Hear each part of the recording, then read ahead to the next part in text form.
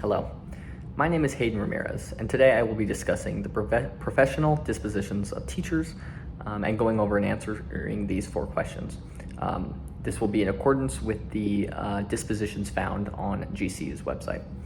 So with regards to the first question, I believe that teachers should foster healthy learning environments by being considerate of each individual student and their need, but also at the same time maintaining a fair and equal consideration for all students.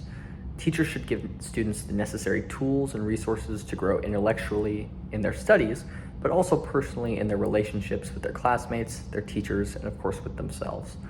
Teachers should take the work they do and how they conduct and manage their classroom very seriously, and they should put considerable effort towards creating a collaborative, safe, and thriving learning community. Now, with regards to the second question, regarding which dispositions I believe I currently possess and the ones I'm going to work towards for when I enter the professional world.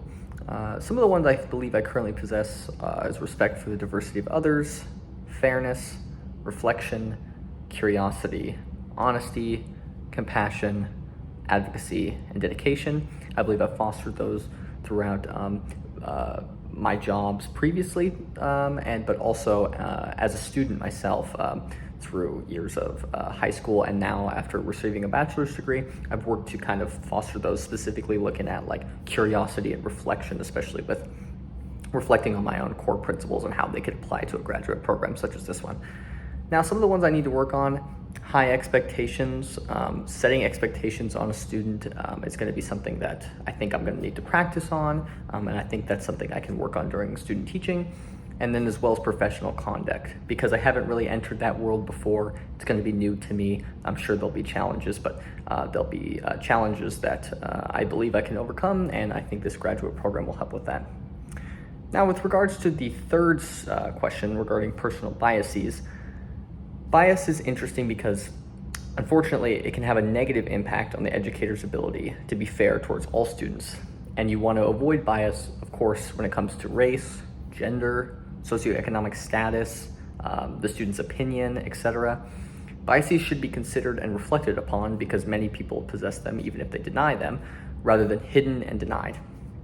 When these biases are put out in the open and dealt with, the educator can work to overcome biases and not let any personal biases affect classroom management and treatment of students and coworkers. So it's all about working to overcome biases, reflect on them in order to create a healthy learning environment.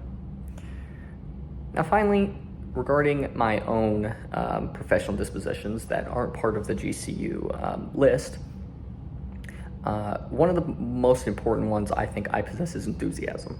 So enthusiasm for subject material, with regards to, I studied history in my undergraduate years, so I'm looking forward to teaching social studies. I have a real enthusiasm for the subject matter, but also enthusiasm, and I think this might be even more important, for the success and the personal growth of my students. So that's one I really highly value. Also, just respect in all forms, in order to foster a collaborative and mutually respectful environment where I'm giving respect to the student and the student is giving back respect to me in a respectful classroom environment. I also really value holistic and active learning, as to not just memorize content, subject matter, dates, especially with social studies, but really seriously to engage students in mind, body, and spirit. So that kind of holistic education rather than just a focus on pure academics. So those are some of the ones I value.